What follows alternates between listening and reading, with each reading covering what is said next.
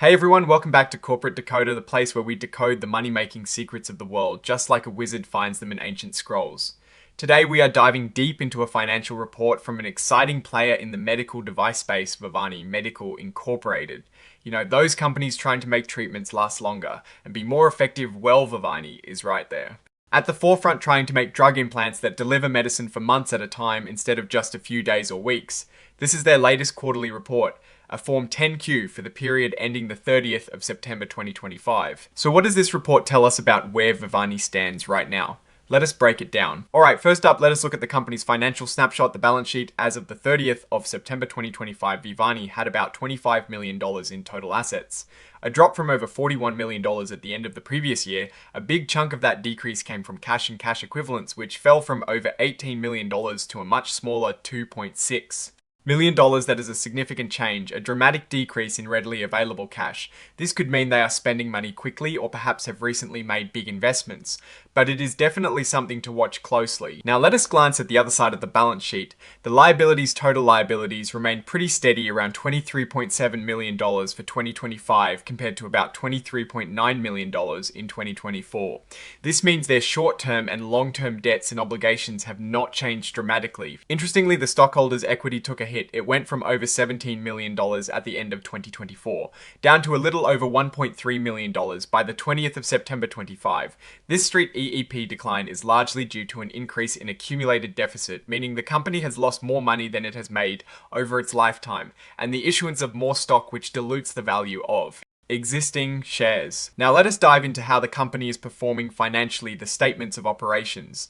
These show whether the company is making money or losing it for the 3 and 9 month periods ending the 30th of September 2025 and looking back to 2024. Vivani is a clinical stage biopharmaceutical company, meaning they are still developing their products and have not yet brought them to market. So it is no surprise that their main expenses are in research and development and general administration. For the 3 months ending the 30th of September 2025, research and development costs were about $4.5 million. This is a slight increase from about $4.2 million in the same period last year. For the 9-month period, research and development expenses were $13.5 million, up from $11.4 million last year.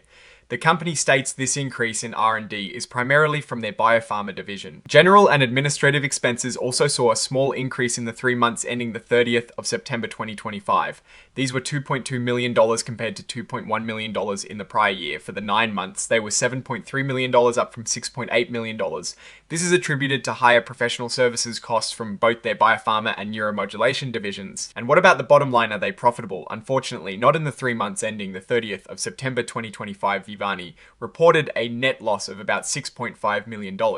This is a bit worse than the $6.0 million loss in the same period of 2024. For the 9 months ending the 30th of September 25, the net loss was almost $20 million compared to a loss of $17.4 million in the prior year. This means the company is losing money at an increasing rate. This widening net loss directly impacts their earnings.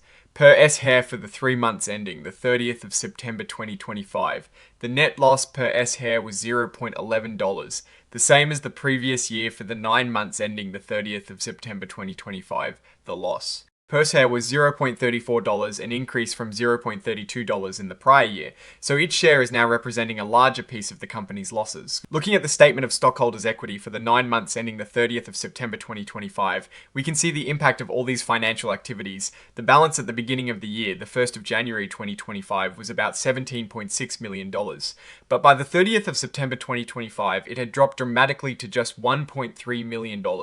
This shrinkage is primarily due to the accumulating net losses and the effect of issuing new shares. You can see here that in 2024, they completed a securities purchase agreement, raising about $13.7 million in net proceeds. This was a significant infusion of capital, likely helping them fund their operations. In 2025, though, they have engaged in several private sale transactions, and at the market offering through a sales agreement, these transactions brought in some capital, but the net proceeds from the sales agreement for the 9 months of 2025 were actually negative, meaning they paid more in costs than they received.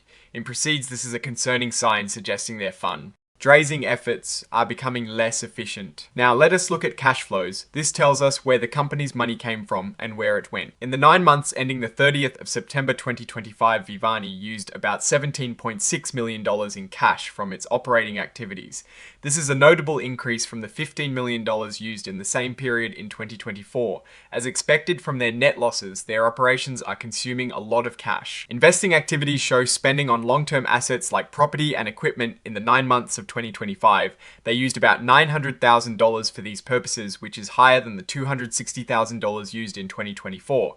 This indicates they are investing more in their physical assets, though the overall amounts are relatively small compared to their operating losses. Financing activities involve raising money through debt or equity in the 9 months ending the 30th of September 2025. They brought in about $2.7 million from financing activities. This is significantly less than the $14.2 million they raised in the same period of 2024. This confirms our earlier observation that their fundraise in 2025 is not as robust as in 2024, especially when you consider the net negative proceeds from the sales agreement. The combined effect of all these activities is a substantial decrease in cash. As of the 30th of September 2025, Vivani had just about $4 million in cash equivalents. And restricted cash, this is a sharp drop from nearly $20 million at the end of 2024. This is a critical number if they are burning through cash. And raising less, that means their runway, their time before running out of money, is shrinking very fast. So what is the big picture here? Vivani is developing a really interesting technology, nanoportal. They are aiming to create drug implants that release medicine for up to 6 months or longer. This is aimed at solving a huge problem in healthcare people not taking their medication as prescribed. They have programs for weight management like NPM -139, using semaglutide, and also for type 2 diabetes. TETs with NPM -133 and NPM -119 exenatide. This is all very forward-thinking, a potential game changer for chronic disease management. One important detail revealed in the report is that Vivani is planning to spin off its neuromodulation business Cortigen Inc. into a fully independent company.